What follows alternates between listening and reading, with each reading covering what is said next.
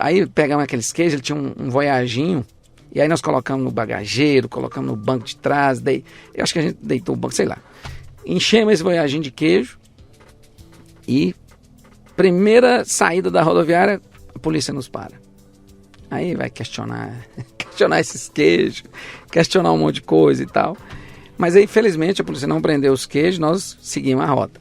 Chegamos lá, fomos reembalar esses queijos, lavar. O queijo tem que estar lavando, tem que estar cuidando, então aquela coisa toda. Comprar tecido, né, para ele secar direitinho. Isso na casa dele? Na casa dele, que era... 300 queijos. 300 queijos. Na casa dele, que era um quarto, uma cozinha e um banheiro. Um quarto, uma cozinha e um banheiro. E não era só a casa dele, era a casa dele, da minha irmã e do meu outro irmão.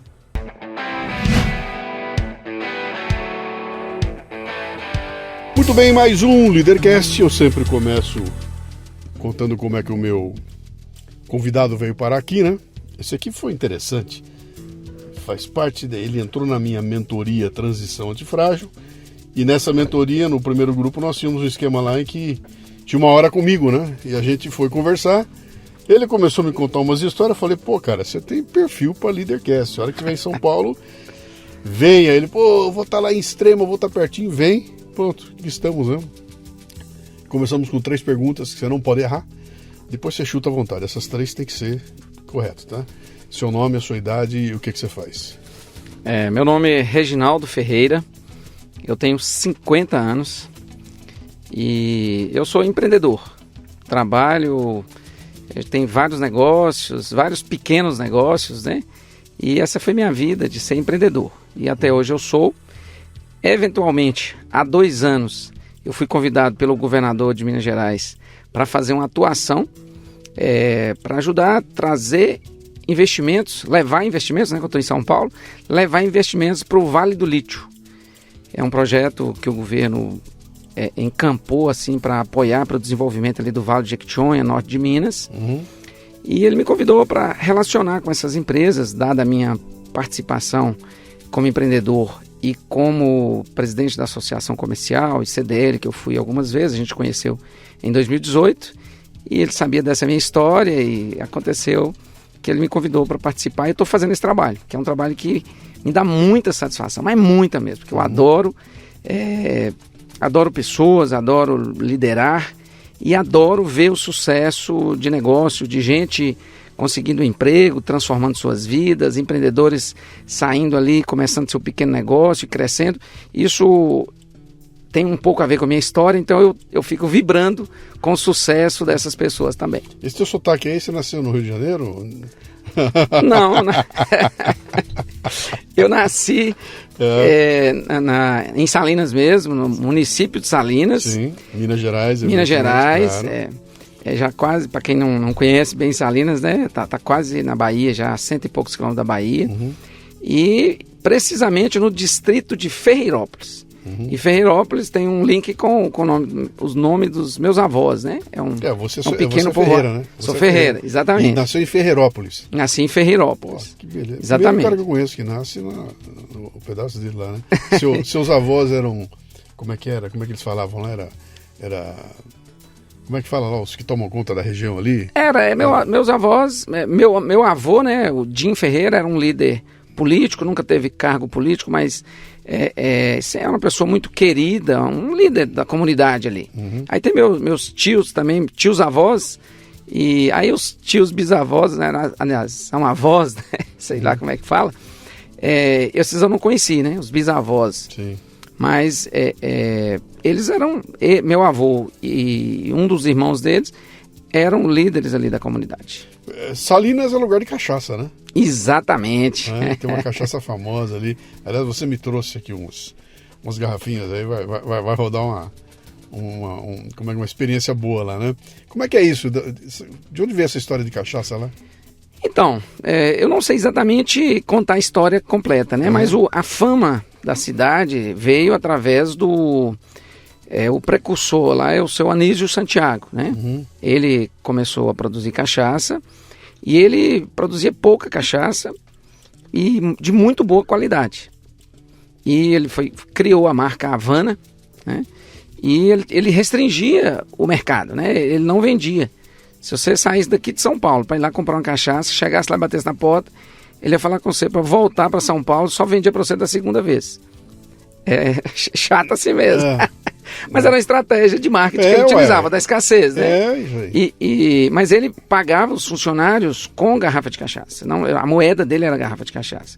E praticamente o mercado só comprava as cachaças que os funcionários recebiam. Era pouca coisa que ele vendia diretamente. Então ele foi criando valor, e aí foi pegando mais fama, né? E outros produtores começaram a produzir. Hoje são mais de 100 marcas de cachaça lá na cidade. E a cachaça Seleta também foi uma cachaça que cresceu muito. Não é uma questão, então, por região. Por exemplo, se eu estivesse falando de vinho, a gente ia falar, o vinho lá do sul é legal porque aquela região é muito boa para uva, né? O vinho lá da África do Sul é muito bom porque a região é boa para vinho. Mas tem um pouco disso também, do terroir da região. Inclusive foi feito o trabalho de indicação geográfica pelo terroir da região. Teve áreas que não entraram dentro dessa indicação geográfica, porque o solo não condizia com a realidade que precisa para ter uma cachaça de qualidade. Entendi. E são todas artesanais, né? Bom, o papo aqui não é cachaça, mas vamos lá, né? Você tem irmãos? Apenas 11 irmãos. Eu ia imaginar, porque é natural. A turma que vem de onde você veio, dessas regiões, sempre são famílias grandes, né? E o mineiro tem tradição, né, cara? Família grande. Meus pais tiveram 12 filhos. Estão todos vivos, graças a Deus. Meu Deus do céu. Como é que... Cara, quando você imagina hoje em dia, como é que é criar 12 filhos, cara? Como é que eles conseguiam aquilo? Hoje é impossível. Você para pra imaginar. É muito difícil, Se tiver 12 filhos... Eu tenho uma. Como é que você vai pagar 12 escolas? Não e levar na escola, buscar na escola, levar em outros 12, momentos ali. Cara, comida, bebida, é impossível hoje. Então, Luciano, era uma vida que eles não sentiam esse peso, né? Primeiro, nós nascemos nem em Ferreirópolis. Meu pai e minha mãe moravam mesmo na zona rural. E lá foi tendo filhos, e os filhos nasciam muito novinhos, começavam a ajudar na casa ali, e era muito restrito, as condições eram muito simples mesmo ali, né?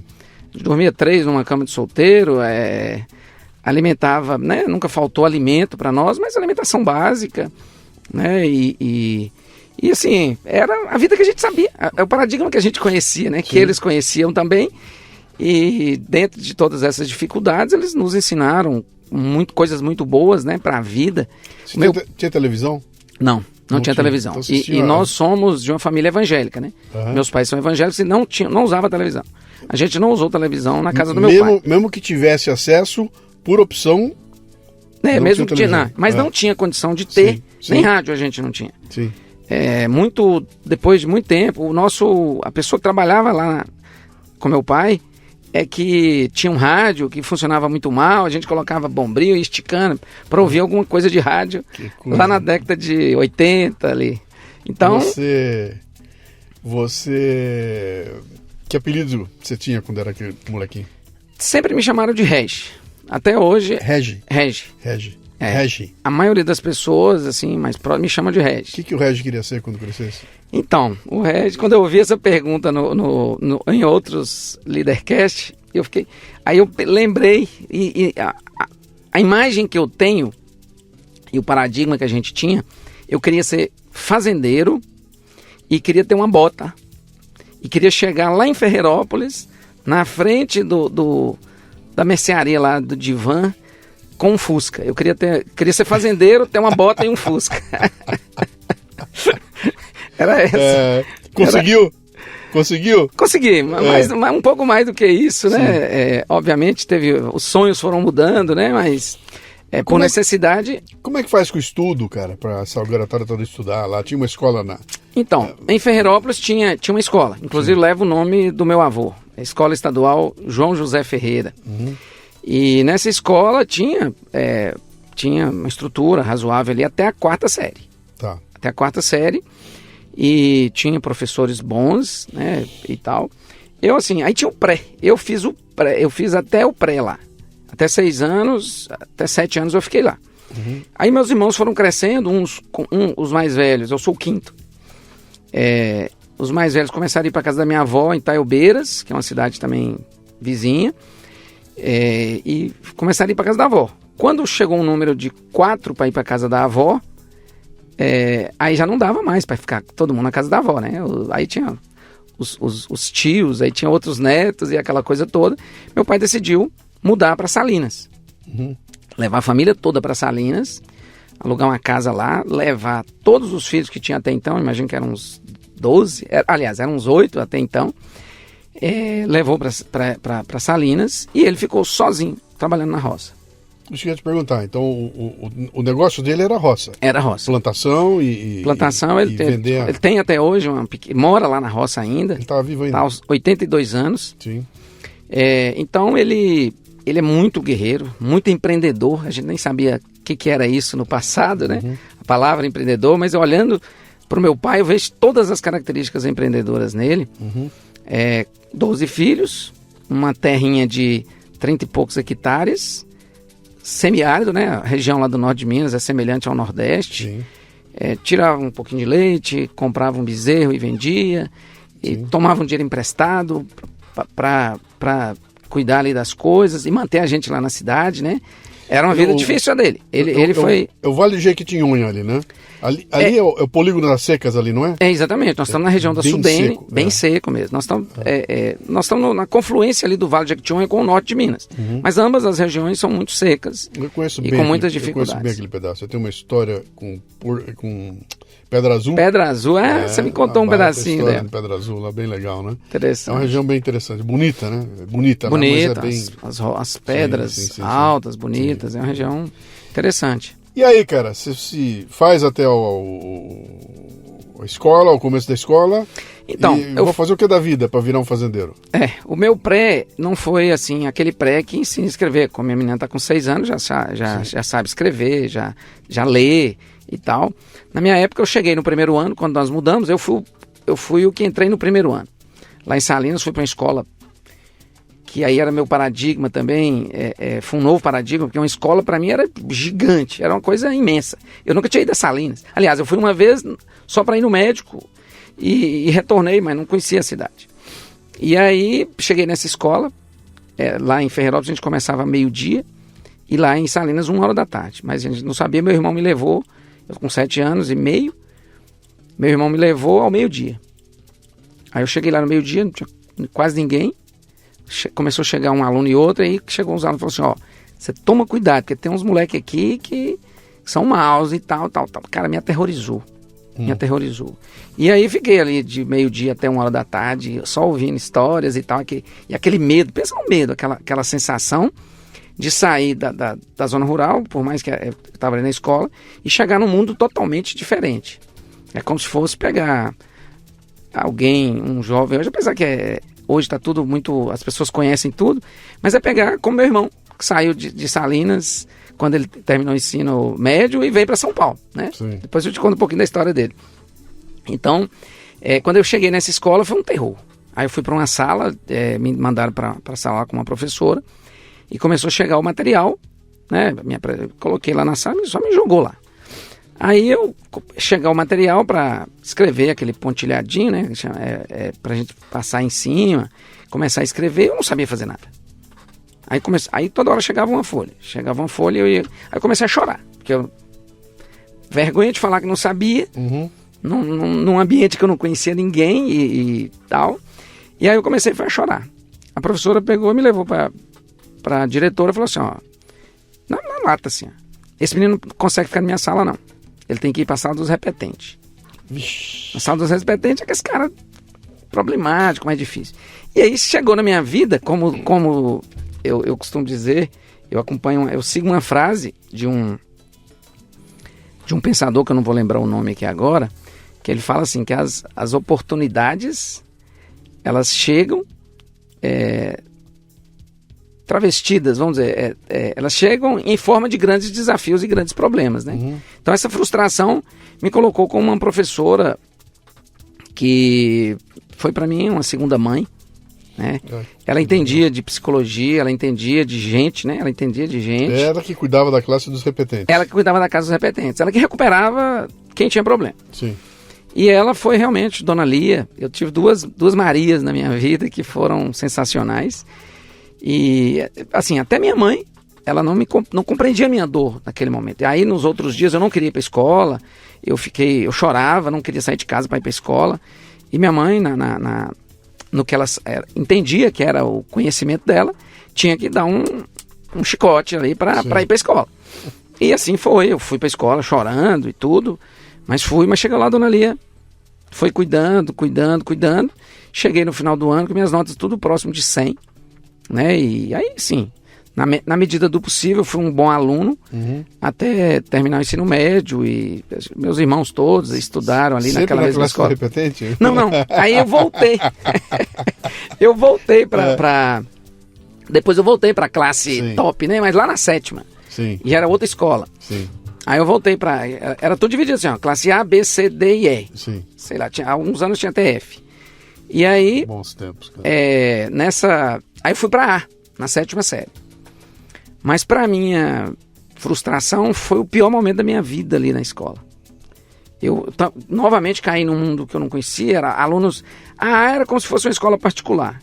Eram os filhos de bancários, filhos de fazendeiros, filhos de pessoas famosas assim da cidade. De uma classe social completamente diferente da tua. Totalmente diferente. Aí eu fui para lá e foi muito difícil adaptar. Tinha um cara que fazia muito bullying, porrada, tudo pra você pensar. E eu passei muito mal. E esse ano, os outros anos, até a 6ª, eu fui muito bem. Notas boas, nunca tirava nota vermelha, que a gente chamava de nota vermelha, era 60%. Eu sempre acima disso, mas muito próximo do 100. E aí, na 7ª, eu comecei a ter esse bullying, esse sentimento de exclusão e tal, e eu peguei, e teve momentos assim, realmente era muito difícil, né? Um menino, naquela época ali, era bem difícil. Como o ambiente impacta diretamente nisso. Impacta. Um bom aluno vem, desanda, porque trocaram no ambiente dele. Exatamente. E eu tinha meus amigos ali, já estava alguns anos juntos e tal. E fui para lá junto com mais 2 ou 3 da mesma turma, que tinha as melhores notas. Vai selecionando, vai passando os anos, vão selecionando. E aí, lá eu tive um problema grave, que aí eu comecei a ter nota ruim, comecei a perder o ânimo de ir para a escola. E aí eu fiquei mal, assim, psicologicamente. Na época a gente nem sabia que existia depressão, não sei se era depressão, o que era, mas eu fiquei muito mal naquela época. E aí, um belo dia, e a gente tinha as condições financeiras muito difíceis, né? A gente queria ter um caderno melhor, queria ter uma roupa melhor. Com 11 irmãos, cara. Como é que faz, né? E aí eu tinha apenas uma calça de ir para a escola. Eu usava uns 3 dias, sem lavar, depois lavava no final do dia, lavava e para usar no outro dia. E um belo dia de manhã, a minha calça estourou o zíper na hora de ir para a escola. E aí só tinha aquela. Minha irmã e minha mãe ficavam às vezes ficavam uma temporada com meu pai lá na roça e tal. E ficavam os filhos todos ali, minha irmã coordenava. E minha irmã falou, o que eu posso fazer? Veste a calça que eu vou costurar. Não dá pra... Você comprar um zíper agora. Veste a calça que eu vou costurar a calça. E aí foi um momento muito ruim pra mim. Porque assim, aquele sentimento assim, cara, que dificuldade, né? Mas aí... Chegando na escola, aí fomos pro recreio, ou um horário vaga, não me lembro bem. Um colega desse da elite chegou e me zombou. Né? A camisinha curta, a blusa curta também, que a gente aproveitava, as blusas de uniforme dos demais irmãos, né? Inclusive eu tinha uma lá tinha uma tocha, tipo uma tocha de olímpica. O símbolo da escola, um período era uma tocha. Mas assim, a minha era toda furadinha assim na tocha, porque tinha vários furinhos na camisa mesmo, por causa do tempo mesmo. E aí, Luciano, um colega zombou. Mas eu estava naquele momento um pouco depressivo, um pouco... E ele era maior do que eu, assim. Aí ele zombou, acabou de levantar minha blusa e mostrou que minha calça estava costurada. E uma coisa que eu nunca tinha feito, eu fiz naquele dia. Eu meti a mão na cara dele, com força. E ele é maior do que eu. E aí ele não teve coragem de vir pra cima de mim, porque os outros protegeram, ele viu que ele me fez mal e tal, mas ele ficou sempre me ameaçando, sempre me ameaçava, vou te encontrar e tal. E naquilo aumentou o meu problema. E ele era amigo desse outro cara perigoso lá da sala. Sim. E aí eu fui ficando pior e eu cismei que eu ia sair da escola. Fiquei um período que eu não queria ir pra escola, e fui. Puta, mas que inferno, você sair de casa pra ir pra aula, sabendo que ia chegar lá, ia ter essa ameaça lá. Que horror. Exatamente. Isso, cara. Aí eu cheguei em casa e falei pra minha mãe, ó mãe, eu não quero mais ir pra escola, vou voltar pra roça, eu vou ficar na roça, eu vou ajudar pai e vou ficar lá. Os outros meninos tá tudo estudando, deixa todo mundo estudar, eu vou ficar na roça, eu vou ajudar pai tá sozinho na roça, coitado, querendo me livrar da dor, né, mas Sim. com a desculpa de ajudá-lo. Aí minha mãe falou, ó, você que sabe, seu pai não vai querer muito não, eu também não quero que você vá não, mas se você tá querendo ir, vai. Aí minha mãe insistiu muito, isso era choro, era muito difícil, né? Sim. Não foi assim, uma conversa simples, não. Aí chegando, aí eu fiz minha mala, tinha uma mala lá do meu pai, uma mala antiga, eu fiz essa mala, arranjei uma carona e fui pra roça. Cheguei lá já à noite. E tinha que andar 2,5 km a pé. Seu pai não sabia que você ia? Pai não sabia, não tinha contato, não tinha nada de contato. Aí foi um dia de muito medo também, além da dor e o medo de meu pai me reagir mal.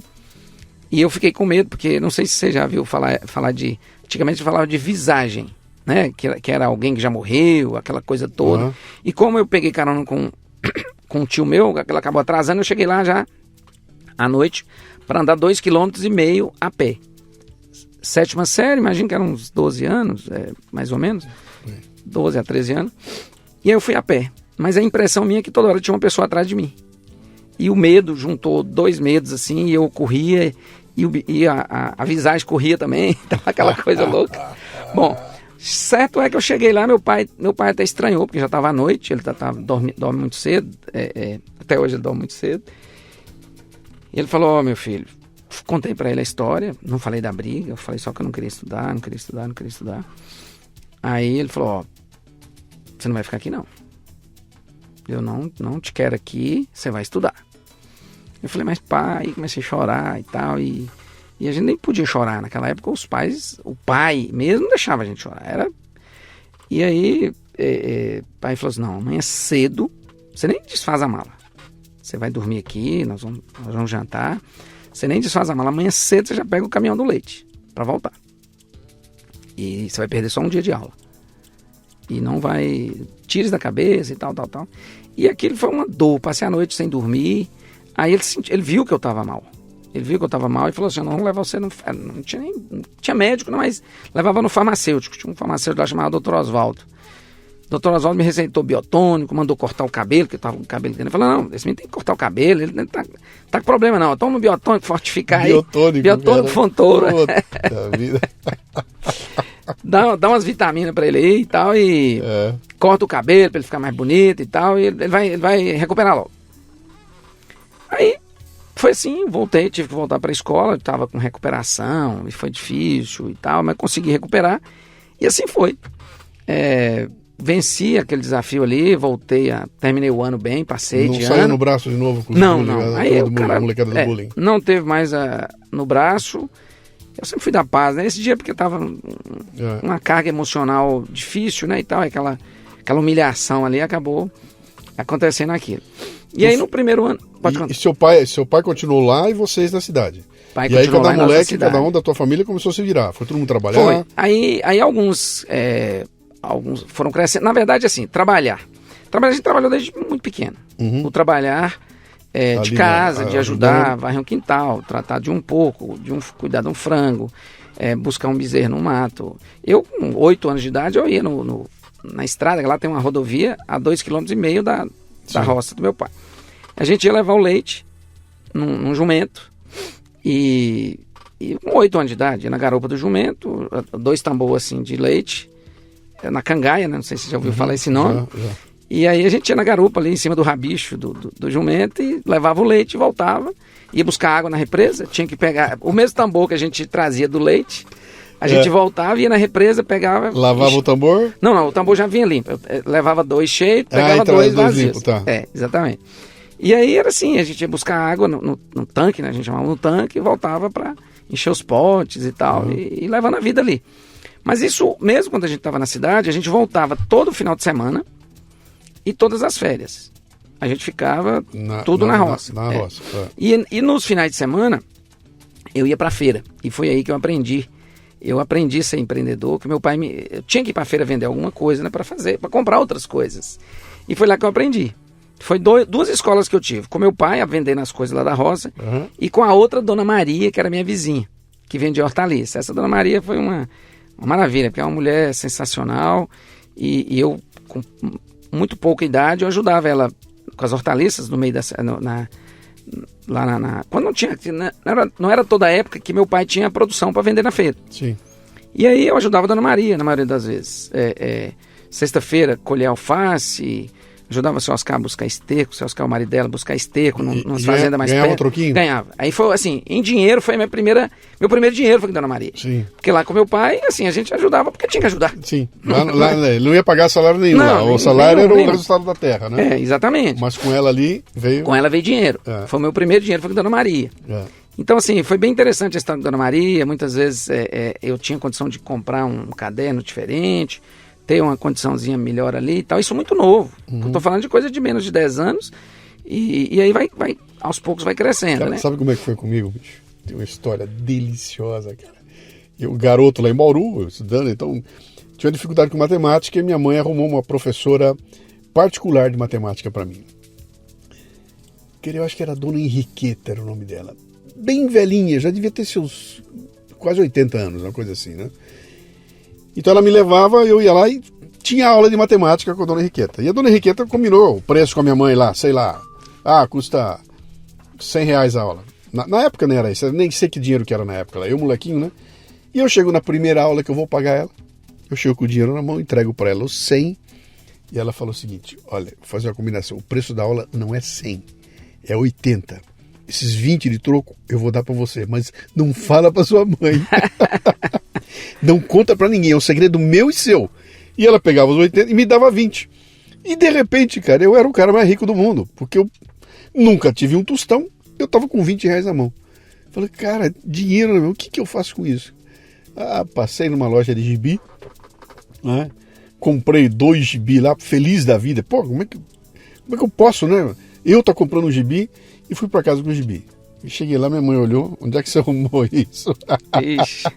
E eu não podia contar. E eu nunca contei para ela, eu vou contar depois de adulto lá, né? Mas foi uma jogada interessante. Eu me lembro do impacto dessa coisa de eu ter dinheiro na mão. Mas aquele dinheiro ainda não era mérito meu, né? Sim. Eu só fui entender o que era um mérito depois, quando eu fui trabalhar como revisor no Diário de Bauru. Bem garoto, 15 anos de idade, tudo, e a gente tinha uma carga horária. Eu trabalhava para a edição do jornal. O jornal tinha 12 páginas. E às vezes ele saía maior, saía com 16 páginas, com 18 páginas, né? Quando ele saía maior, o pessoal pegava esse número extra de páginas e transformava em dinheiro que pagava na sexta-feira.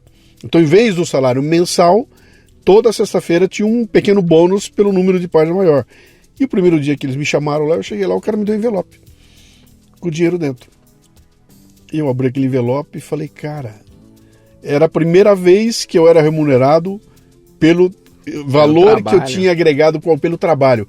Cara, aquilo foi um choque tremendo. Eu não me lembro uma sensação que era, mas era aquela coisa de puta, que satisfação, cara. Eu virei cidadão, né? Tô gerando valor, tô fazendo a coisa acontecer e tem dinheiro meu aqui dentro. Foi um impacto tremendo aquilo lá. Eu tinha 15 anos de idade. Sim. Hoje você faz isso com um moleque de 15 anos, você vai preso. Você volta na cadeia, cara. Exatamente. Volta na cadeia. Vê que diferença. Né? É uma pena, né? É uma pena. Assim, hoje minha filha tá com 6 anos, ela já começa a aprender a trabalhar. Entra no rodo. Pelo menos gravar vídeo com a mãe dela, que a mãe dela também é empreendedora e tal. Ela tá ali trabalhando. Né? Já aprendendo a vender alguma coisa, né? Vamos dar um salto aí, cara. Vamos dar um salto aí, senão a gente vai estourar o tempo. Isso é bom de contar história, eu já vi, as histórias são boas, né? O que você decide fazer da vida, cara? Você tá lá em Salinas. Sim. Por mais que seja, para quem tava na roça, Salinas é uma grande cidade, né? Mas é uma cidade pequenininha em relação... O que você fez, cara? Vou tocar minha vida, vou fazer minha vida acontecer onde? A gente continuou ali. Eu preciso contar uma história rapidinha aqui do meu irmão, que foi o primeiro que veio para São Paulo. A minha irmã tinha passado num concurso lá de bolsista do Banco do Nordeste. Depois ela teve um problema de saúde, veio tratar aqui em São Paulo, veio cuidar da saúde aqui em São Paulo e por aqui ficou. Tinha uns parentes aqui e acabou ficando com meu tio Wagner. E aí... Posteriormente, meu irmão também concluiu o ensino médio, naquela época chamada segundo grau, ele veio para São Paulo. E aí, com essa vinda dele para São Paulo, é uma história bem rapidinha, interessante, meu pai comprou um jogo de roupa para ele. Porque não tinha roupa, assim. Comprou um jogo de roupa para viajar. Um jogo.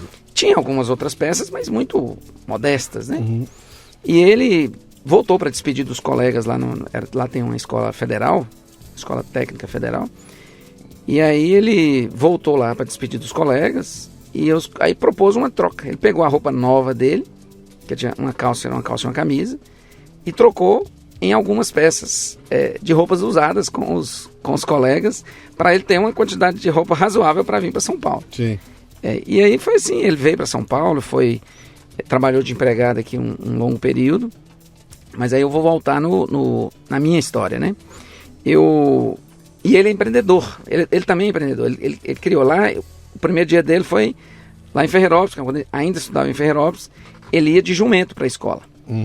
E lá ele colocava os meninos que tinham mais condição para andar no jumento e ganhava um trocado lá para dar uma volta no jumento. E assim ele começou a empreender também. Bom, e aí aos 16, trabalhei bastante nessa fase, assim, esse trabalho de final de semana, trabalho de casa e tal. Minha mãe em 85, ela teve gêmeas, teve 2 filhas.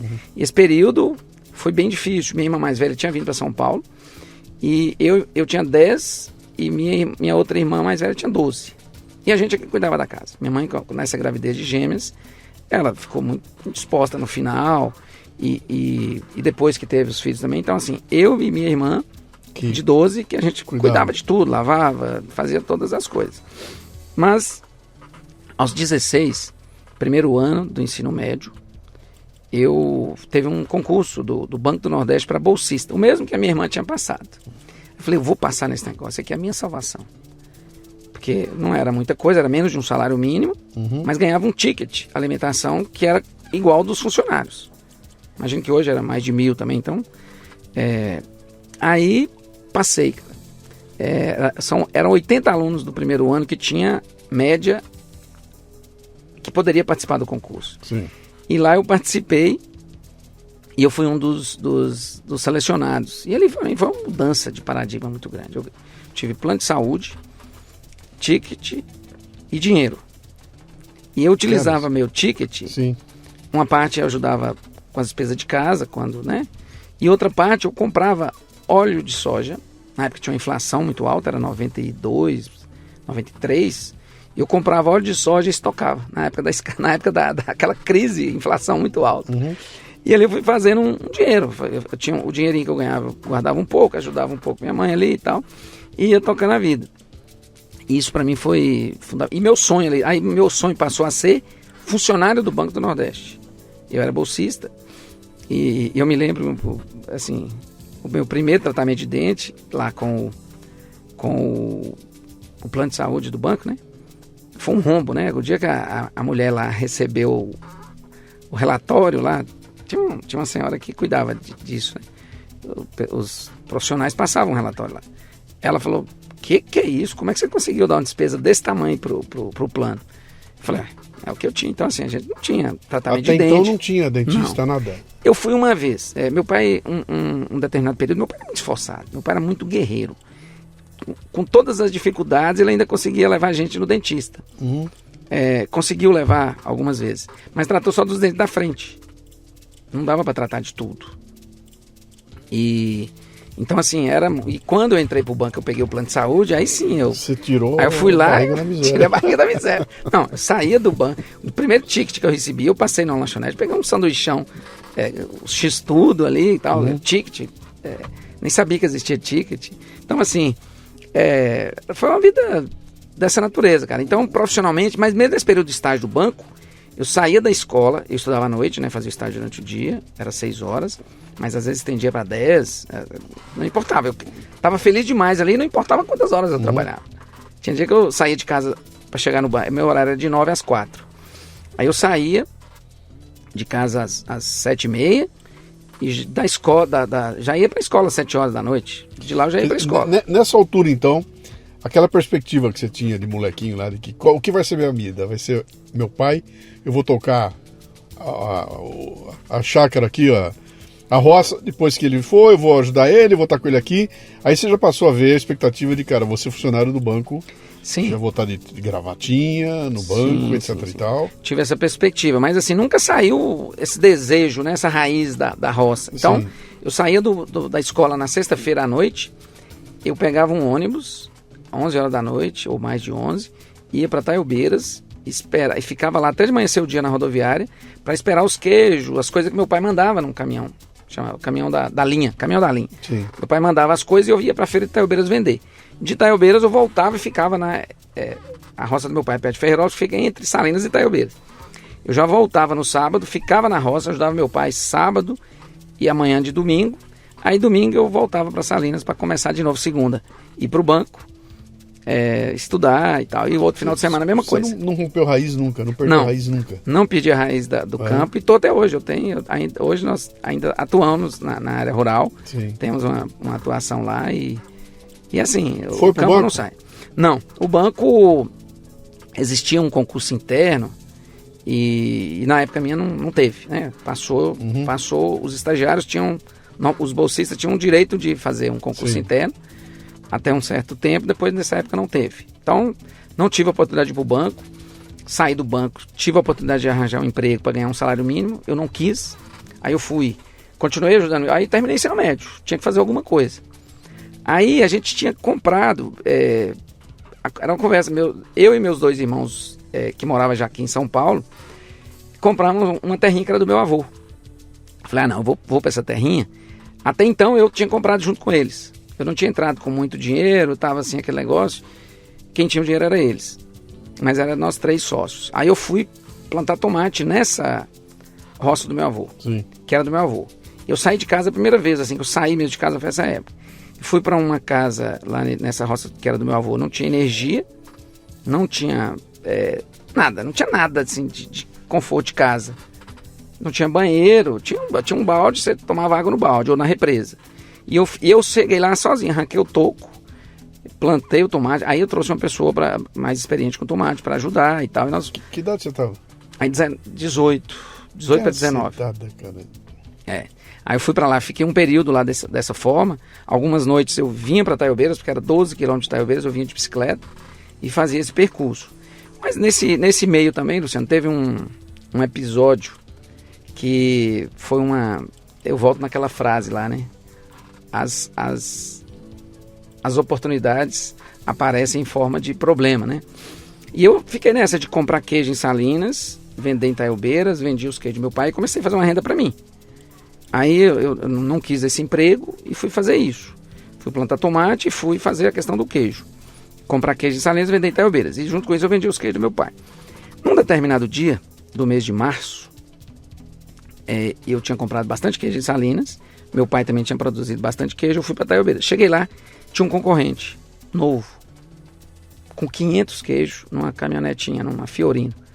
O cara de outra região, ele chamava Serra de Berizal, ele produzia muito queijo. Chegou lá, ele tinha perdido um contrato que ele tinha com a Bahia e veio com esses queijos para desovar em Taiobeiras. E vendeu muito barato. O cara chama Toninho. Eu agradeço ele até hoje, depois eu te conto o detalhe. Aí o Toninho chegou e abarrotou o mercado de queijo. E aí não vendia, só vendia para aqueles clientes mais fiéis. Resumindo, no final da feira, meu pai voltou. Às vezes meu pai ia comigo, outras vezes não ia. Aí meu pai voltou para pegar o dinheiro para fazer a feira, para pagar uma conta, comprar um remédio para um gado, tal, uma coisa assim. Falei, pai, não vendeu nada. Tinha vendido muito pouquinho.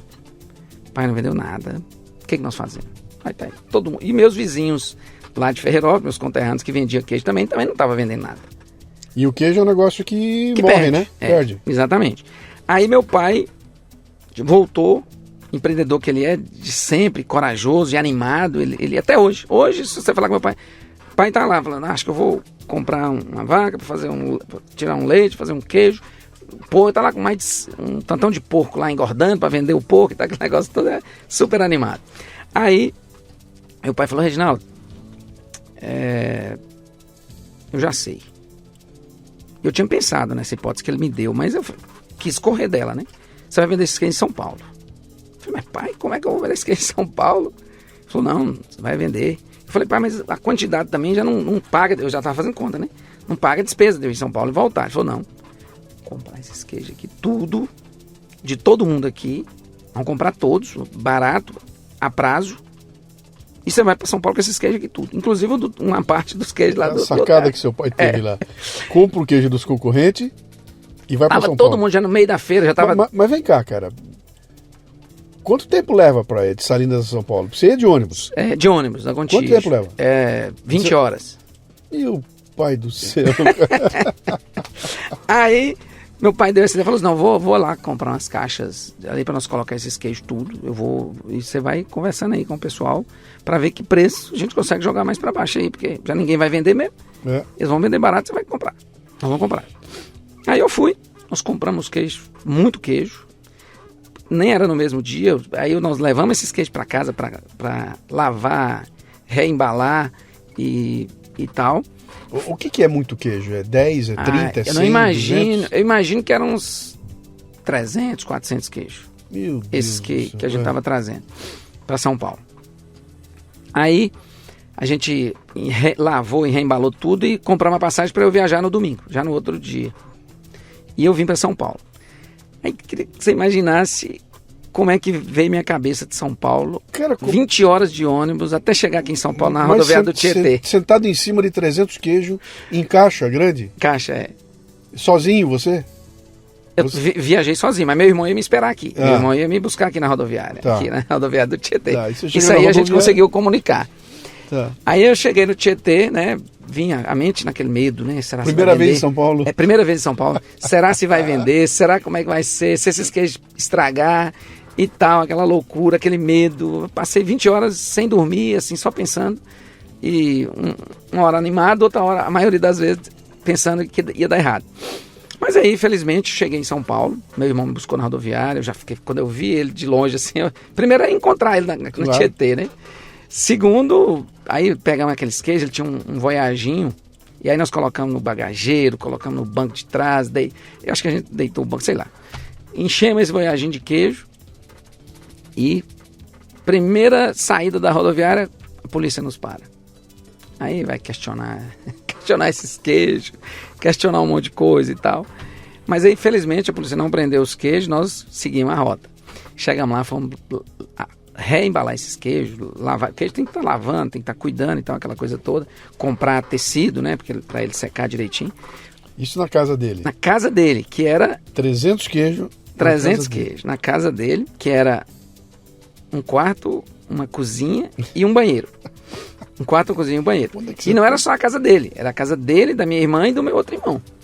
Era a casa dos três. Rapaz, e aí o pior não foi isso. Aí nós espalhamos queijo na casa inteira. Pegamos os móveis, espalhamos umas tábuas lá. Queijo cheira, tem cheiro. Esse foi o problema. Aí minha irmã não sabia. Minha irmã, ela já estava, ela trabalhava num banco aqui, na época, Banco América do Sul, se não me engano. Ela trabalhava num banco e estudava à noite. E aí nós espalhamos queijo na cozinha inteira. Tudo que lugar que podia colocar queijo, nós colocamos. E aí fomos dormir. Eu e meu irmão fomos dormir, um jeitinho lá, a cama de minha irmã ficou lá e tal. E aí eu fiquei naquela insônia, né? Não conseguia dormir bem e tal. Aí minha irmã, quando ela abriu a porta, esse cheiro... Você imagina, ela... Que cheiro é esse? Aí quando ela acendeu a luz, a casa cheia de queijo. E ela não estava entendendo nada, porque ela não sabia que eu estava vindo. Mas assim, Luciano, felizmente nós saímos no outro dia para vender, já era na terça-feira. Saímos para vender queijo nas ruas, mesmo para gente que não conhecia, pessoas que ele conhecia, e vendemos queijo, vendemos tudo. E muito bem vendido, muito acima do preço que eu tinha comprado lá, né? Então assim, dava para pagar as passagens, sobrar dinheiro, ter um bom lucro e tal. Na época a gente não tinha nem essa preocupação com vigilância sanitária, se o queijo estava, né? Essas horas de viagem e tal, não tinha essa preocupação. A gente achava que estava tudo bom. E quem comprava também achava bom, né? Porque pediu de novo, né? Aí a gente vendeu tudo, fiquei com o bolso cheio de dinheiro e meu irmão, empreendedor que ele já fazia um negócio com a minha irmã de mandar umas roupas para vender lá em Salinas. E aí ele falou: Reginaldo, você vai aproveitar e comprar roupa, levar essas caixas cheias de roupa para vender lá. Boa ideia, vamos lá, vamos pro Brás. Até passei lá no Brás, hoje eu tava lembrando da história. Aí, não sei porque o GPS me jogou, passei dentro do braço. Aí eu levei essas caixas cheias de roupa, cheguei lá, arrumei um carro emprestado e saí vendendo roupa. Salinas, Taiobeiras, Ferreirópolis, Matrona, que são povoados e distritos, Barra da Alegria, São João do Paraíso. Chegava lá no lugar com o carro, parava na rua, abria, ia nas casas, pendurava e saía oferecendo na lata, assim. Roupa, aí não eram todas as estradas pavimentadas, né? Aí tinha que embalar bem embalado e tal. Teu pai não foi pedir o dinheiro dos queijos? Não, só que eu consegui vender, sobrou um pouco do dinheiro, não comprei tudo de roupa, até porque meu irmão também já tinha crédito nas empresas aqui, né? Dava cheque, naquela época funcionava o cheque pré-datado, e eu não gastei todo o dinheiro dos queijos. Algumas a gente comprou com o dinheiro dos queijos, outras ele deu cheque e tal. Então chegou lá, vendi bem também e tal, e aí quando passou 2 semanas, eu voltei de novo carregado de queijo para vender aqui em São Paulo, né? Aí comecei a fazer, fiz poucas viagens. Mas você fez o mesmo jogo, comprou da turma toda ali? Comprei assim, aí não foi na mesma forma de compra, né? Claro, porque aí já... Não tinha desespero mais. Não tinha mais desespero, então a margem de lucro não era a mesma. Mas eu continuei fazendo, fiz algumas, aí a margem não estava tão boa, vou continuar com o negócio de roupa. Aí nós tivemos a ideia de abrir uma lojinha de roupa. Aí eu comecei com esse negócio da lojinha de roupa, e aí abrimos outras lojas e tal, e fomos crescendo com o negócio de roupa. Com isso, aí eu vou ser mais rápido agora. Com isso a gente entrou pro mercado eu sobrava um dinheirinho das roupas, eu comprava um lote, vendia o lote. Aí foi passando o tempo, né? E eu gostava muito de cuidar da parte de RH. Aí já era 8 lojas. A gente tinha abrido 8 lojas de roupa? 8 lojas de roupa, lojas boas, né? Lojas boas. No início a gente levava até peças com leve defeito, muito barato, né? Depois a gente foi para lojas padrão, lojas de excelente, lojas assim, top da cidade, né? Sim. Aí, hoje são as mesmas 8, a gente abriu outros mercados, não cresceu o número de lojas, mas abrimos outros negócios. Então hoje são 8 lojas, são 4 em Montes Claros, 2 em Salinas e 2 em Taiobeiras. E aí... Como é que é o nome da loja? Crase e TDB. São 2 padrões diferentes, Crase e TDB. 2 marcas diferentes. E aí, com esse negócio dos lotes, em 2010, eu vi a oportunidade de construir uma casa. Vou construir uma casa para vender. Aí eu peguei um lote, falei, cara, mas não vai dar, a conta não fecha e tal. Vou dividir o lote no meio e fazer 2 casas. Aí eu peguei um lote, fiz 2 casas e vendi. Depois eu... Aí você viu a cor do dinheiro. Aí eu falei, o negócio ficou bom. Mas assim, a gente já tava...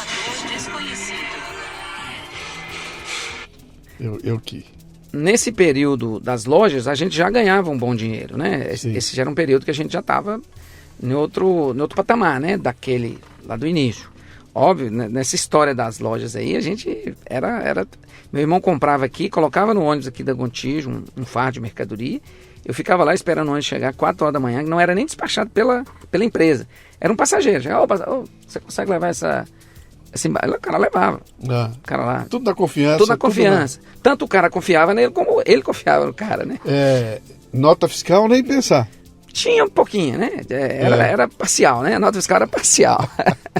Naquela época eu não se preocupava muito com isso. E assim, no meio disso tem umas histórias. E a gente trabalhava no final de semana tudo. Chegava a mercadoria, a mercadoria chegava às 4 horas da manhã, que era o horário que o ônibus passava lá. Às vezes atrasava. Ou mais assim, o horário, a partir de 4 a gente tinha que estar lá. Aí chegava, a gente já ia pra loja, colocar preço e vender aquela motivação. Pensa a roupa chegava, vendia rápido, pedia mais e a coisa foi crescendo. E tem um detalhe, até anterior um pouco, era telefonia, cara. Você não imagina como é que era difícil telefonar naquela época. Meu irmão morando aqui, não tinha telefone na casa dele. Que ano nós estamos? 90 e... Isso é pré-celular. 95, de 95 a 2000. Para nós lá é pré-celular. Pré-celular. Aqui provavelmente já existia celular. Já ia chegar em 97, por aí 98, o celular já estava... mas nós não tivemos acesso ainda. Sim. E telefone fixo a gente não teve acesso lá também. Não tinha, nossa casa não tinha. Meu irmão também não tinha aqui na casa dele. Ele tinha até comprado as ações de uma empresa para adquirir uma linha telefônica aqui e tal. Mas não tinha telefone. Então a gente ia por um orelhão, que muitas vezes estava com defeito. A gente pegava uma fila para telefonar. E a maioria das vezes... Com a fichinha na mão? A gente ligava a cobrar na casa da vizinha dele aqui. Ele tinha que chamar, deixar um recado para ele. Não, ela ele. chamava, a vizinha era muito gentil, né? Recebia a cobrar, depois ele pagava a conta dela aí. E aí a gente ligava depois de meia-noite para ser mais barato, porque a gente tinha que passar pedido, conferir os pagamentos, se os cheques estavam caindo certinho e tal. A gente ia anotando, fazia uma relação de pedido, de roupa e tal. E era no telefone da casa, esqueci o nome da senhora, mas é uma pena esquecer, porque era uma senhora muito boa. A gente passava os pedidos nesse telefone depois da meia-noite, depois de pegar uma fila. E a gente ia num orelhão, tava com problema, a gente ia no outro e ficava rodando a cidade de bicicleta, eu e minha irmã. O interessante dessa história toda aí é a pista.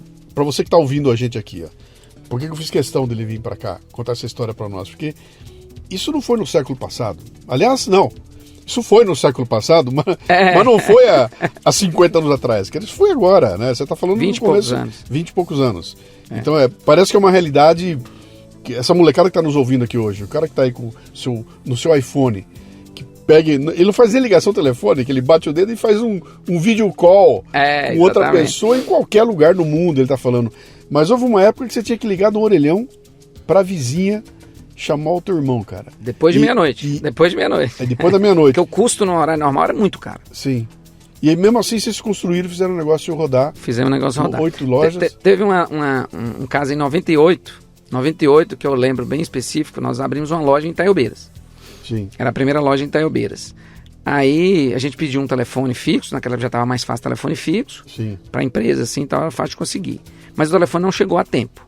Aí nós tivemos que arrumar o único celular da família, era de um cunhado, que ele tinha um celular e ele arrumou emprestado pra gente dar esse número lá na loja, fazer Sim. os contatos que precisava e tal. Mas já a partir de 98, a gente começou a ter acesso a celular. Sim. Mas desafio, né? Bom, cara, imagina só que dureza, né? Que tem que construir mesmo. Isso é fazer do zero. Fazer do zero. Você começa vendendo queijo.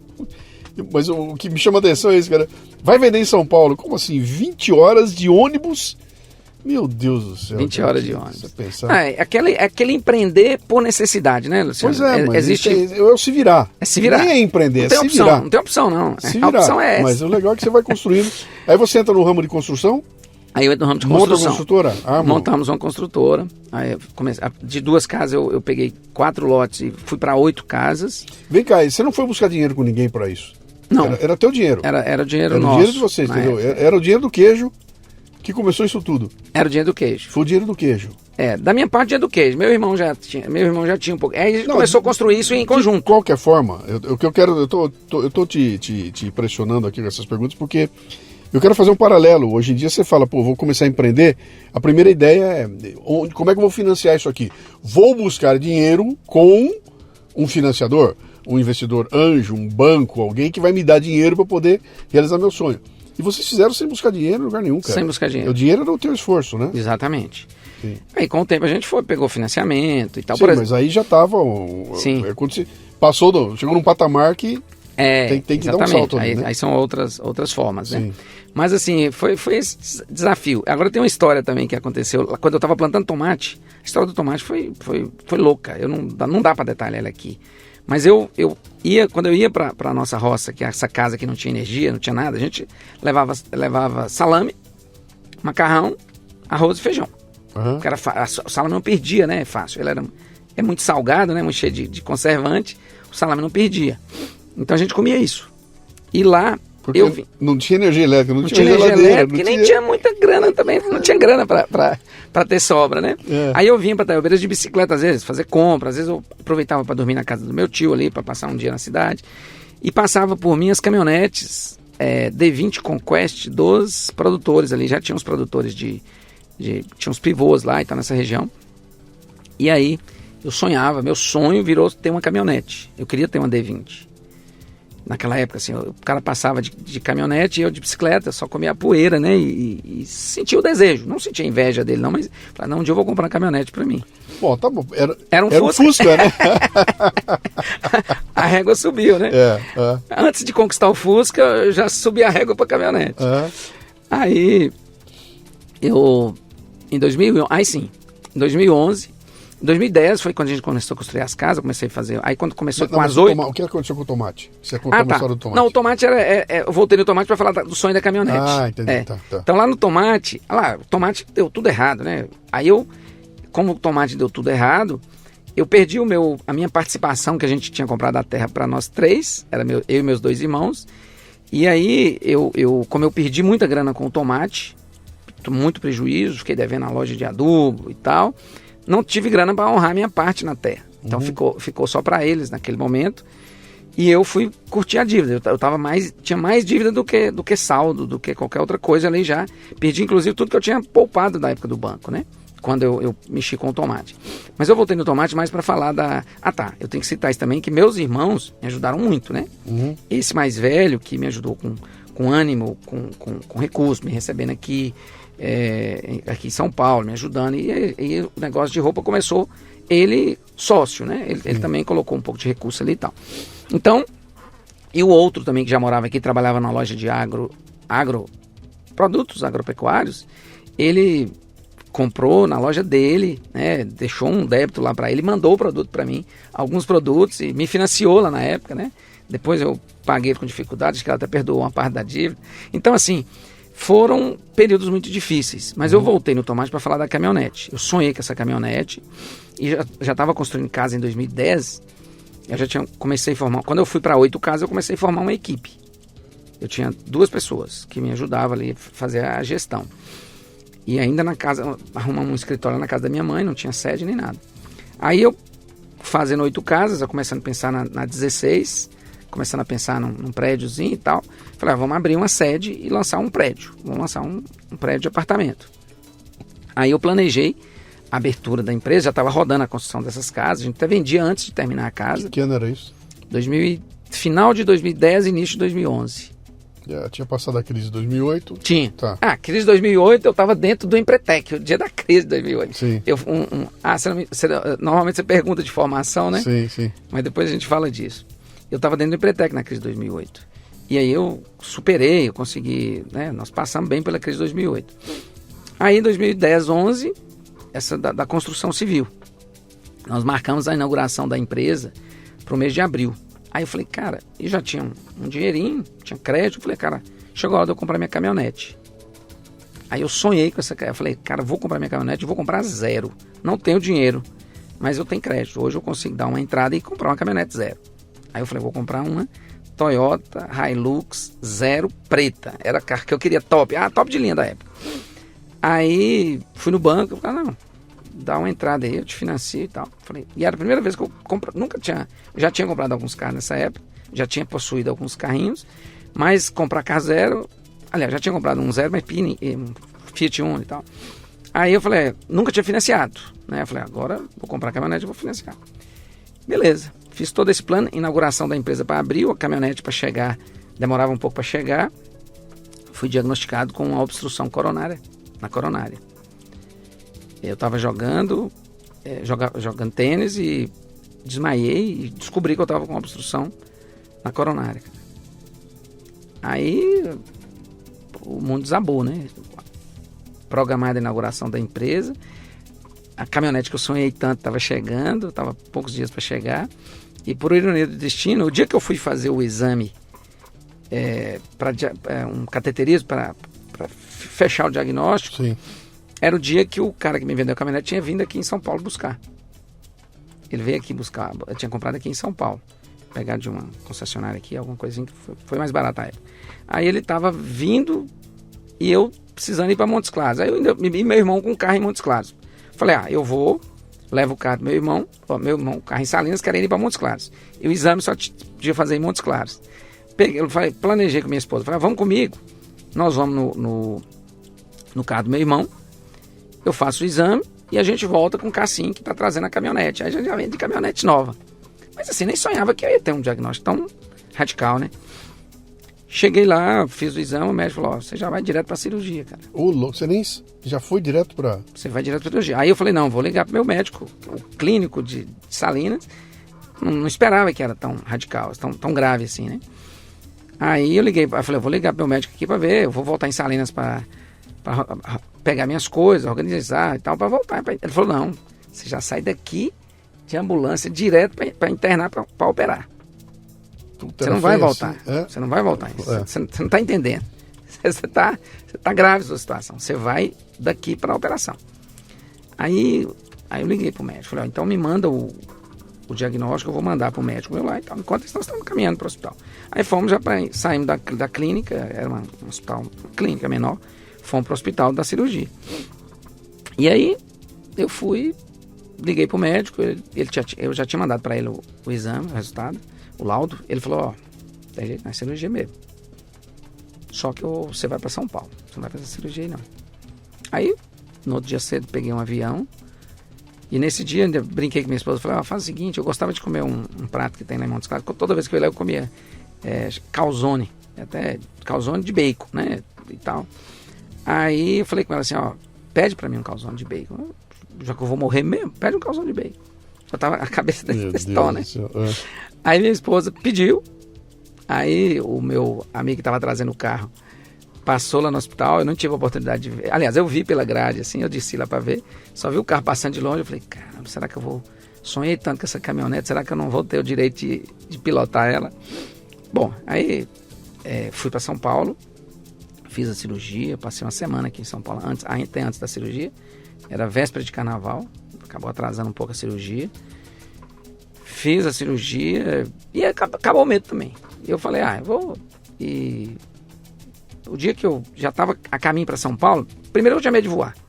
Falei, mas já que eu tenho que ir, eu vou de avião, né? Já que eu vou... Você pensava assim, tô no risco, então vamos para cima. Sim. Aí vim para São Paulo, fiz a cirurgia, foi tudo bem, né? A expectativa era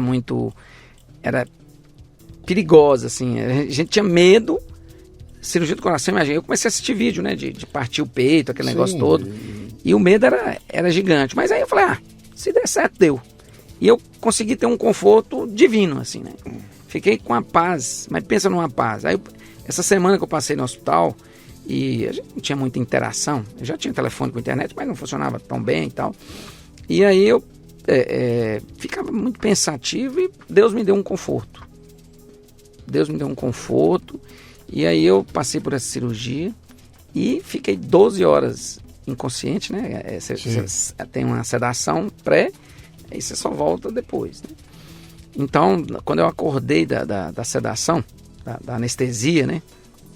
Ali foi um momento assim marcante para mim, porque você acorda com um aparelho respirando por você, e aí é uma ânsia, um sentimento assim de angústia mesmo, aquela respiração que você não controla, né? Forçada. E é que eu queria arrancar aquilo, eu queria tudo, e sede, fome, e que a gente fica de jejum um período longo, sem água, sem comida e tal, aquele desespero, mas assim, o desespero inicial era o ar, era a respiração mesmo. Foi uma loucura. Aí sim, me tiraram esse negócio mais tarde, já depois de amanhecido o dia. Deu tudo certo. Tirou o equipamento e eu respirei normal, doía tudo, né, por causa do osso. Isso aqui parte tudo, né? E aí... Foi cirurgia de peito aberto, de peito aberto, coração na mesa. Então, mas assim, cara, quando eles me deram 50 ml de água, nem 50, um copinho de 50 pela metade, quase pela metade. Cara, pensa num trem gostoso, que é água. E a gente, primeiro é ar, né, que eu não tava tendo ar ali. E depois a água, cara. Pensa na água mais saborosa do mundo, aqueles 30 ml de água ali que eu tomei, coisa, e assim, e leva a gente a refletir o quanto a gente não valoriza as coisas simples que a gente tem, né, cara? Back to the basics, cara. Eu tava discutindo isso ontem, falando sobre essa necessidade que a gente tem de voltar pro básico. Nós estávamos falando de uma discussão no grupo 2 da mentoria, né? Sobre que caminho está indo o marketing digital, aquela coisa toda cheio de firula, aquele negócio todo. E eu li e falei, cara, cada dia que passa eu tô mais convencido que tem que ser voltar pro básico, cara. Parar com essa putaria toda, com essa loucura toda e voltar para aquilo que é básico, né? E a hora que acontece uma emergência como essa que você viveu aí, cara, é que você bate o olho e fala, puta, bicho, pra quê? E muito longe, né? Mas essa consciência só vem quando você... Então isso foi uma transformação para mim. Isso foi uma grande transformação para mim.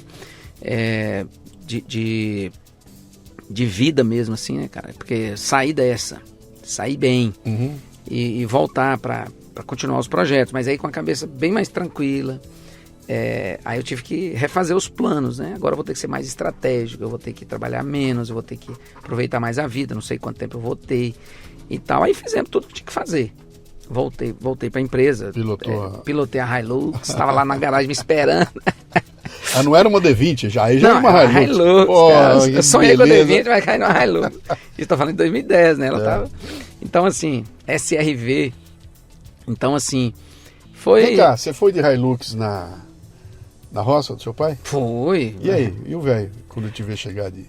eu não me lembro, assim, eu não me lembro. O velho que te viu chegar de madrugada, a pé, né, com a malinha de roupa, dizendo não quero voltar para a escola, não sei o quê, vê você chegar lá de Hilux, cara. Como é que foi?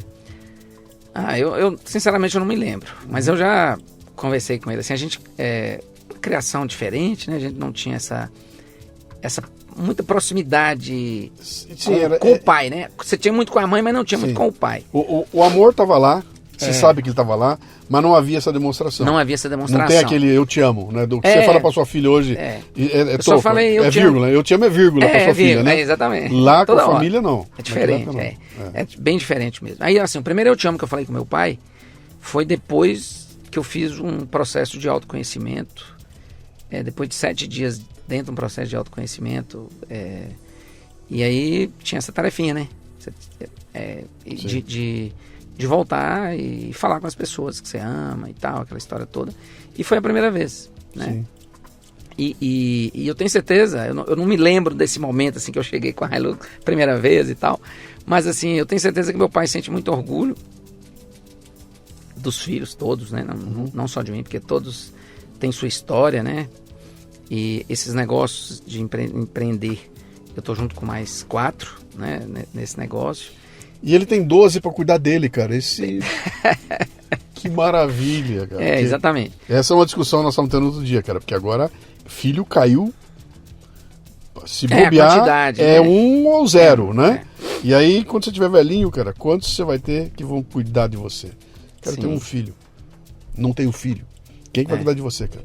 Esse é um grande problema. Então, mas eu tenho certeza que ele tem muito orgulho dos filhos. E nós temos muito orgulho dele, né? Todos os filhos têm orgulho dele. Porque ele é um guerreiro por natureza, cara. Ele cresceu na resiliência. Ele começou a vida vindo colher café no Paraná. Jovenzinho, ele veio colher café no Paraná, levou uma graninha, comprou um pedacinho de terra. E aí voltou e foi cuidar da vida, né? Pioneiro assim, né? Mas eu não falei ainda da minha mãe, cara. Então, vamos lá, que agora o tempo já bateu aqui. Vamos lá. E aí? Não, minha mãe era uma pessoa super caridosa, né? Meu pai tinha esse perfil empreendedor, guerreiro, trabalhando demais. E minha mãe cuidava de todo mundo. E não só dos 12. Ela cuidava dos vizinhos. Ela amamentava filhos de vizinhas, ia dar banho quando a criança nascia. Ela tinha o prazer de cuidar de criança. Inclusive eu tenho uma irmã de leite que ela fala até hoje em encontro. Fala assim, nós somos irmãos de leite e tal, Tânia. Então assim, minha mãe foi uma guerreira. Minha mãe faleceu em 2018. Minha mãe teve um infarto e ficou internada um longo tempo e tal, e veio a falecer.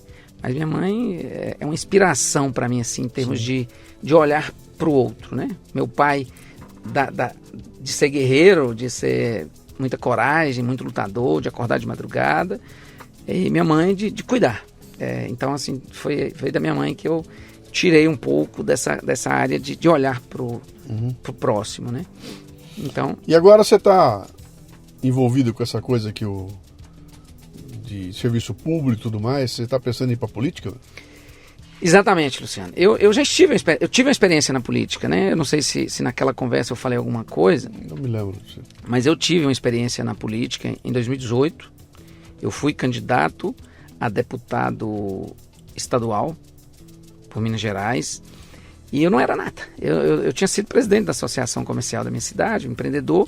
Mas assim, na construção, eu acabei fazendo os próximos passos da construção. Acabei fazendo um loteamento. Foi o primeiro loteamento planejado da cidade, com asfalto, com rede de esgoto dos 2 lados da via, com praça, com quadra de tênis, com várias infraestrutura muito boa, então eu fiquei um pouco reconhecido assim como uma pessoa de boa gestão, né? Acabou tendo esse destaque, as pessoas me chamavam para entrar na política, mas eu nunca quis. Eu tinha um viés assim de querer apoiar, de querer mudança na política, mas lá para 2013, naquela revolta ali do país, né, com tudo que estava acontecendo ali naquele petrolão, mensalão, aquela coisa toda ali, então a gente começou a ficar mais crítico com a política. Lá em 2017, eu me filiei. Eu procurei eu vou me filiar, porque uma hora dessas aí eu vou entrar na política. Aí eu pesquisando, achei o Partido Novo.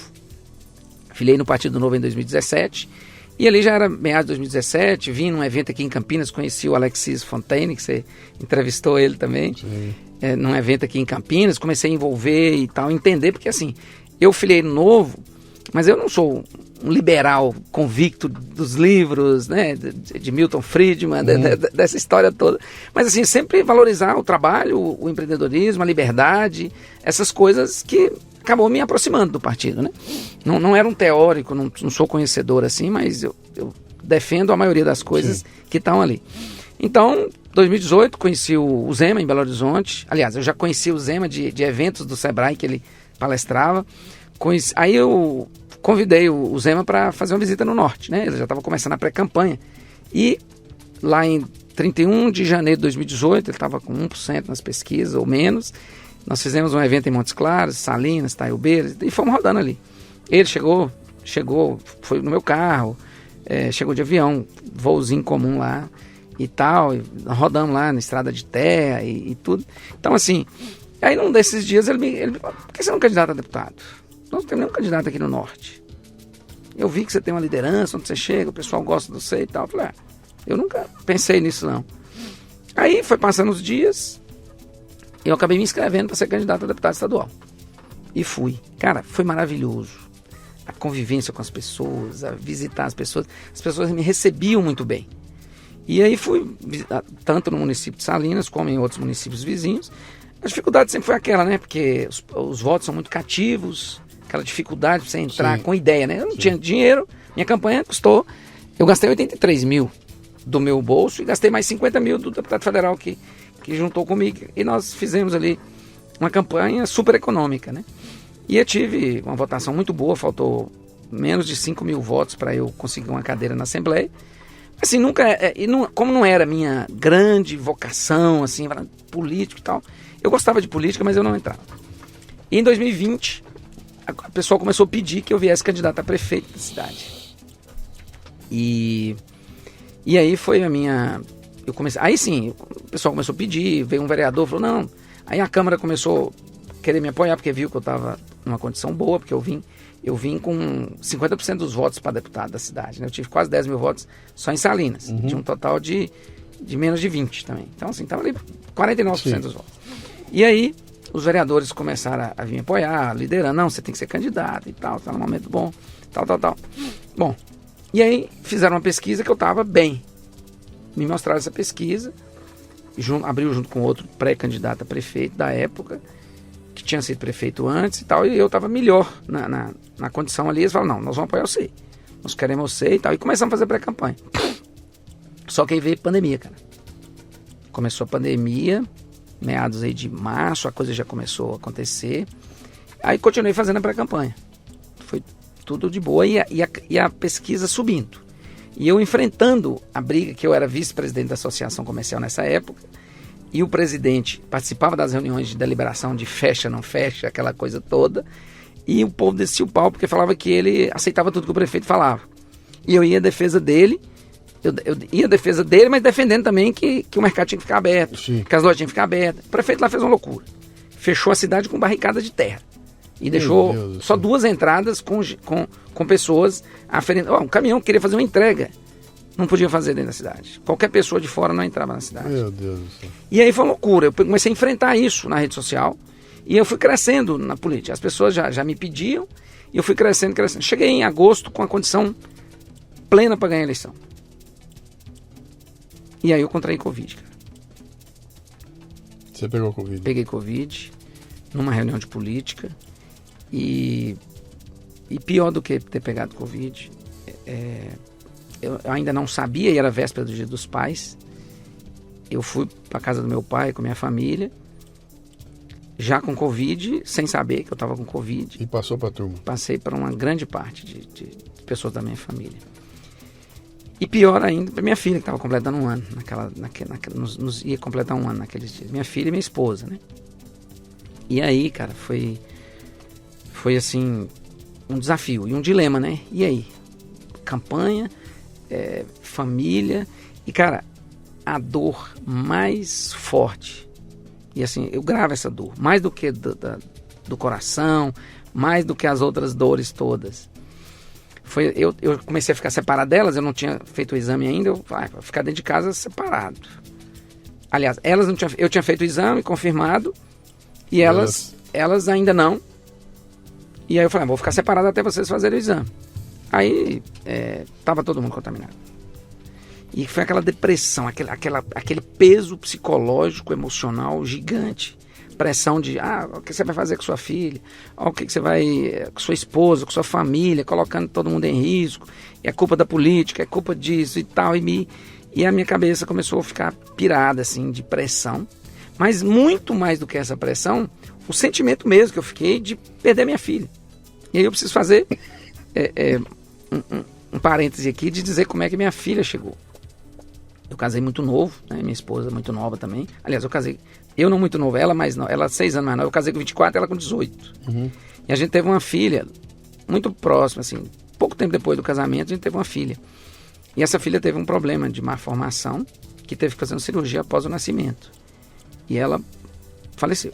Poucos dias depois, ela faleceu e a gente ficou com um sentimento muito mal, né? Minha esposa, uma pressão psicológica, muito novinha, aquela coisa toda, um trauma disso. E ela já não conseguiu engravidar mais. Ficava com dificuldade. Nós passamos quase 20 anos sem ter filho. Fizemos vários tratamentos, fertilização e tal, aquela coisa toda e nada. Aí um belo dia, minha cunhada oferece para receber o nosso embrião, o nosso último conjunto de embriões que estava congelados, e minha cunhada conversou com ela e ela aceitou e aí fez essa barriga de aluguel. Barriga solidária, né? Solidária, não é aluguel, é solidária. Tá. Barriga solidária. Tradicionalmente é barriga de aluguel. E aí, minha filha nasceu em 2019. E nesse dia E assim, ela foi muito querida por toda a família, pelas pessoas da cidade. Primeiro caso da cidade. Cara, que experiência maluca. Foi, cara, foi. Porque normalmente no nascimento a mãe tá prostrada. Se for um parto normal, ela tá consciente. Se for uma cirurgia, ela tá meio dopada ali. E é o pai que tá ali. Aí, no caso, estavam vocês dois. Nós dois. Pai e mãe. A gente ia para acompanhar o ultrassom. Aí, como eu tinha participado da campanha em 2018, eu prometi para mim, logo depois da campanha em 2018, numa viagem que a gente fez após a campanha, a gente passou na casa da minha cunhada, que mora aqui em Salto, mora até hoje aqui em Salto. Minha filha nasceu em Itu.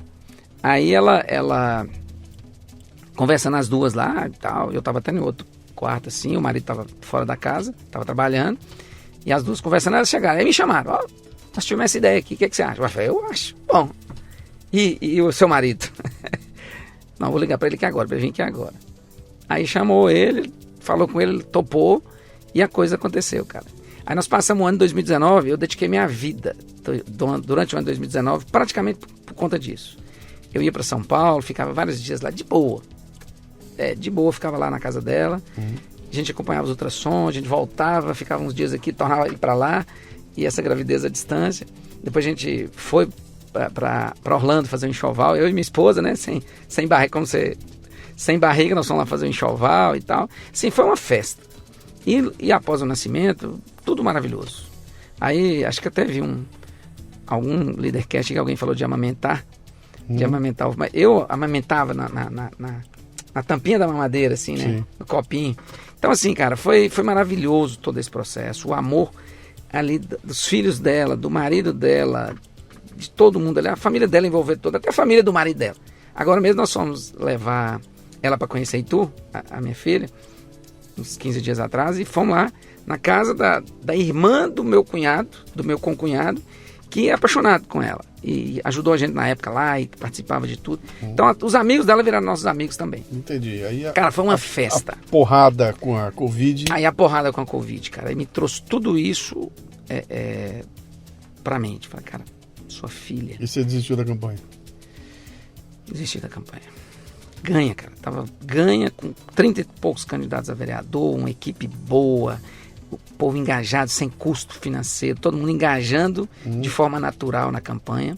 E eu ficava dividido entre isso. Agora tem uma imagem que foi quando eu ficava do lado de fora da casa, até então que elas não tinham confirmado, eu ficava do lado de fora da casa, a gente não encontrava. Eu saía para tomar sol, elas ficavam e tinha um vidro, uma porta de vidro, e minha filhinha com 1 ano já caminhando, ela vinha pro vidro, eu encostava no vidro e ela ficava passando a mãozinha assim no vidro, como se fosse no meu rosto. Cara, isso me dói até hoje, assim, lembrar disso. E essa história Aí eu dei uma pausa nesse projeto da política, né? Falei, cara, a gente não sabia, Luciano, eu acho que você lembra bem disso. Será que vai ter eleição? Sim. Será que vai ter gente daqui 6 meses? Sim. O que justifica? Que justifica ir para essa campanha?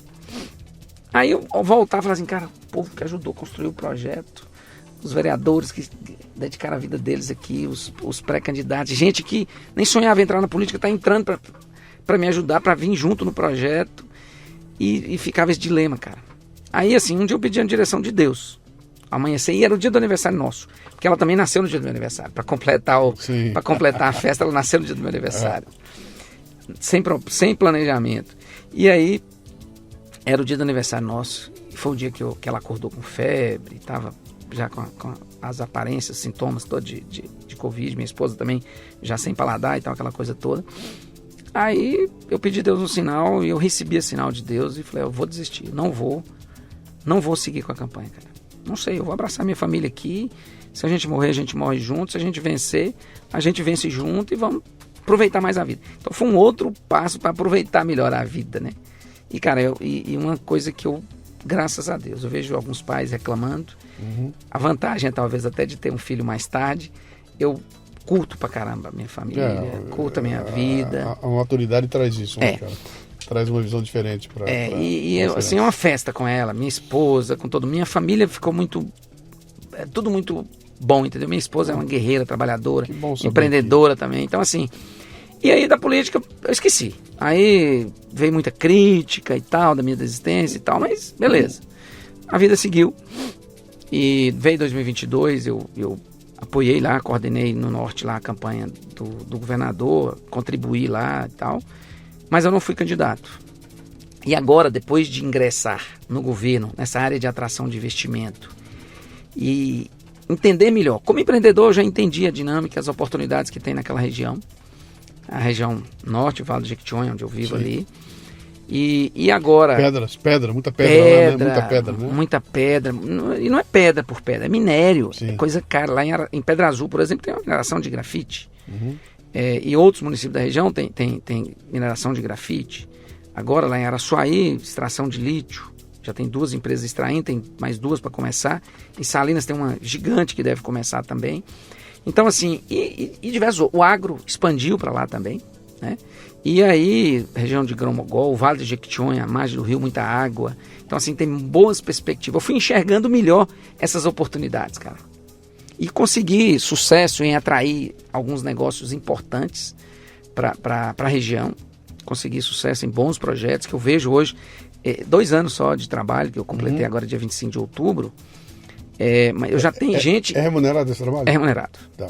Você tem um cargo então lá? Tem um cargo. Você tem um cargo oficial no governo? E na empresa hoje eu participo só de reuniões, meus irmãos estão tocando. Tá. Minha esposa toca a dela, ela tem uma marcenaria, uma loja de decoração. Então você está no serviço público já? Estou no serviço público, Tá. Tem 2 anos que o governo me convidou para essa parte de relacionamento com a empresa. Tá. Vinculada a eu sou da Invest Minas, vinculada à Secretaria de Desenvolvimento Econômico. Entendi.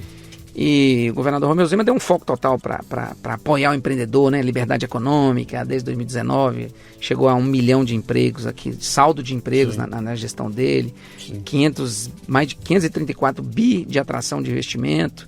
E isso, uma parte disso chegou na minha região, né, cara? Basta ver como ele é atacado. Exatamente. E quem é que ataca? Então você vê, quem tá atacando, você fala, pô, o cara tá indo muito bem. O cara tá certo, Ele né? tá sendo criticado e atacado por essa turma aqui, ele tá indo muito bem. Cara, e é uma vocação. Se você pegar os trechos da campanha dele, que ele falava de emprego, ele falava as contas do Estado e emprego. Só falava isso. A promessa dele era essa.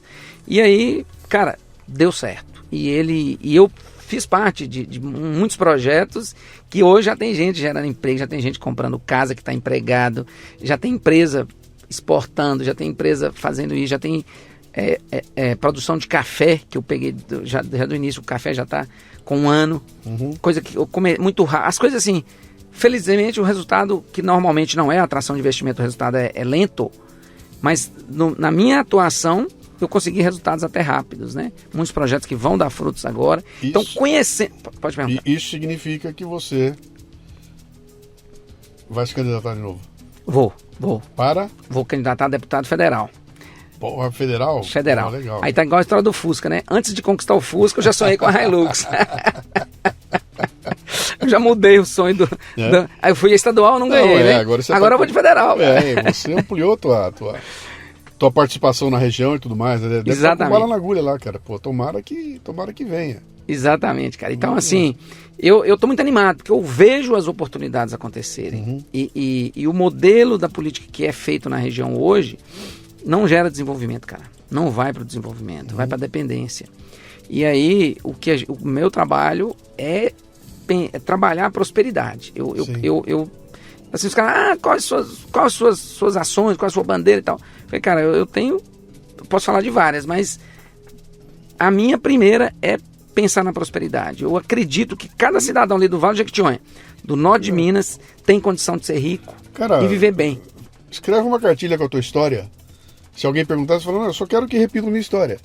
Eu só quero que as pessoas da região repitam a minha história, cara. Venha de onde eu vim, faça o que eu fiz, com esforço e com o trabalho a gente construiu. Essa é que é a pegada, né? Sim. Sem dependência, sem ficar dependendo. Saíram esses números agora aí de Bolsa Família crescendo, que é um absurdo, né? Um país que se orgulha de ampliar a quantidade de gente dependendo do governo para viver. Exatamente. Que é um absurdo. Então, assim, eu tô muito motivado, assim, muito animado para retomar e, assim, pensando na minha filha também. Pensando minha filha vai viver ali, naquela terra, meus irmãos, meus sobrinhos, eu vou viver ali, né? Não tem plano de mudar daquela região. Sim. Então a gente quer transformar aquilo e transformar aquela região numa região próspera, porque tem muitas oportunidades. Sim, e aquela região merece, cara. E aquela região merece lá, viu? Porque ela foi abandonada durante muito tempo, né? Sim, o Vale de Jequitinhonha foi muito abandonado. E com essa visão de desenvolvimento do governador, inclusive de presença, o governador é o governador que mais aparece nas cidadezinhas pequenas, para conhecer os problemas de perto, visitar um produtor rural que está plantando meio hectare, para conhecer os casos, para conhecer os problemas. Tomara então, tomara que ele deixe um sucessor que continue essa pegada dele lá, cara. Sim. Nós estamos torcendo para isso também, trabalhando para isso, né? Mas então, o pessoal da região ali, do Vale do Jequitinhonha, já tem um candidato a deputado federal. Como é que você vai se apresentar? Como Reginaldo? Reginaldo Ferreira. Reginaldo Ferreira. Foi o mesmo que eu utilizei em 2018. Tá. Reginaldo Ferreira. E se eu morasse lá, eu votaria em você, cara. Mas infelizmente daqui pra lá... Obrigado.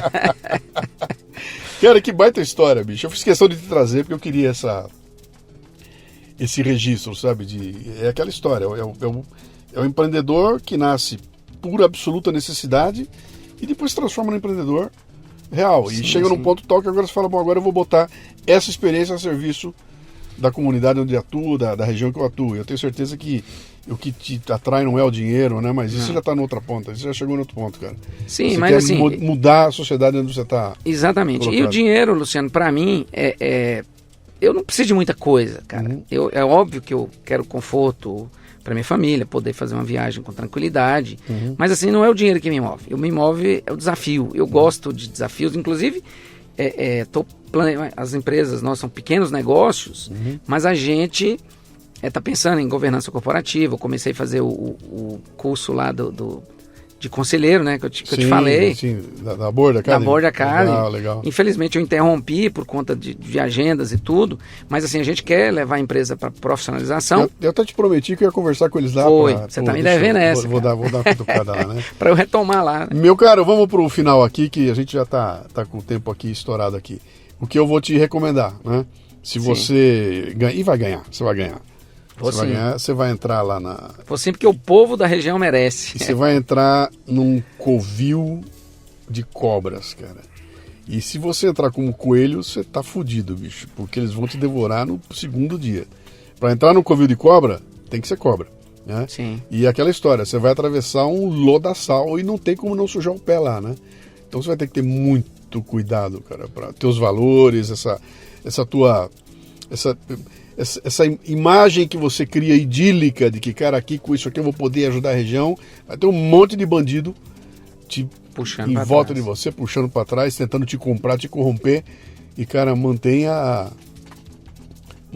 Lembra do Regisinho lá Sim. no começo, naquele moleque dos queijos, nas 20 horas no caminhão, no ônibus, né? Sim. Para não deixar que esse lamaçal todo aí te interrompa. Porque o Brasil precisa desesperadamente de gente disposta, sabe, a sair desse jogo horroroso que nós estamos vendo aí, que não é.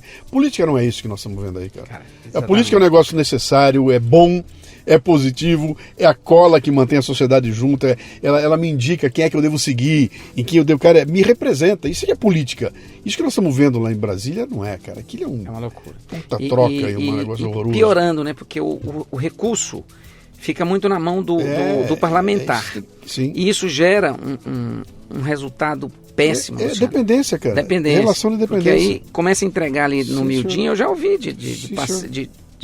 não, faz assim não, isso não dá voto não. Sim. Isso, pensando em prosperidade, defendendo algum projeto de prosperidade, sim. não, isso não dá voto não. E pior, o caso que mais me dói na política, aí já não é nem na parte de desenvolvimento, mas na parte de saúde, cara, porque e a gente vê isso toda hora. Lá o sistema de saúde, ele não funciona para os cidadãos de forma natural. Sempre tem um intermediário. Sim. E esse intermediário é um vereador, é uma liderança e é um deputado. Sim. E o serviço é ruim, feito com o dinheiro do cidadão. Sim. O cara entrega um mau serviço ali, ainda fica devendo favor. Superfaturado. Ainda fica devendo favor, cara. Sim. Você já viu cena? O cara tá tratando e morre. Uhum. Morreu. No dia do velório tem um cidadão lá, desse líder político, ou ele mesmo, fica lá para mostrar de bom moço ali pra família. Aquele negócio que não tem nenhuma relação de amizade, né? afetiva. Apenas pra cobrar da família. Ó, eu fiz minha parte. Ele morreu, mas eu ajudei, viu, família? Tô aqui. Na eleição, voto cara, em mim aí. Isso é cara, doído, quem quiser trocar uma ideia contigo aí, você tá em rede social? Como é que você tá lá no... Hoje a minha principal é Instagram, @Reginaldo Ferreira Oficial. Reginaldo, tudo junto, Reginaldo Ferreira Oficial. Exatamente. Então, quem quiser entrar para te dar uma força, para te levar um projeto, para participar contigo da campanha, para criticar, para reclamar, entra lá e... Faz parte, né? Reginaldo Ferreira Oficial. Exatamente. Cara, que legal, cara. Direto de Salinas, né? Salinas. Você está em Salinas. Você mora em Salinas hoje? Moro em Salinas. Perfeito. Moro em Salinas. Então vamos ver aí. Vamos ver se você faz aquela região. Vamos fazer aquela região prosperar. E não é só Salinas, né? Toda a região ali do entorno, né? Minha bênção você tem, se isso valer alguma coisa. Obrigado, Luciano. Valeu demais. Obrigado, eu agradeço. Grande, e assim, eu sou um admirador. Eu poderia falar funk, você é meu ídolo, mas assim, eu prefiro dizer que eu sou um admirador, que eu te admiro pelo seu conteúdo, pelo seu conhecimento. Obrigado. E principalmente pela sua visão. Visão sem ganância, né? Vamos dizer, a gente vê tanta cara aí que só quer ganhar o dinheiro na internet, vender o produto e não entrega, né? E eu tenho a satisfação de ser seu seguidor já tem alguns anos e quando eu decido comprar um produto que se oferece, um conteúdo ali, eu compro com satisfação porque eu sei que a entrega é garantida. Tá? Então, assim, essa visão ela é difícil, né? As pessoas acabou de participar da mentoria, né? Acabou de fazer 6 encontros, né? Exatamente. Foi muito bom para mim, para ajudar. Inclusive, me ajudou a fechar a minha tomada de decisão. Né? A sua mentoria com você me deu essa segurança de tomar minha decisão. Então eu fico muito feliz, te agradeço, vou continuar seguindo. Minha filha está seguindo o Café com Leite. Ela está adorando, ela está adorando o Café com Leite. Ela já começa a querer mais o Café com Leite do que alguns tipos de desenho, de vídeo no celular. Então, estou muito feliz e desejo muito sucesso para você. Obrigado. Vida longa ao Café Brasil. Muito obrigado, cara. Grande abraço. Valeu, obrigado, viu?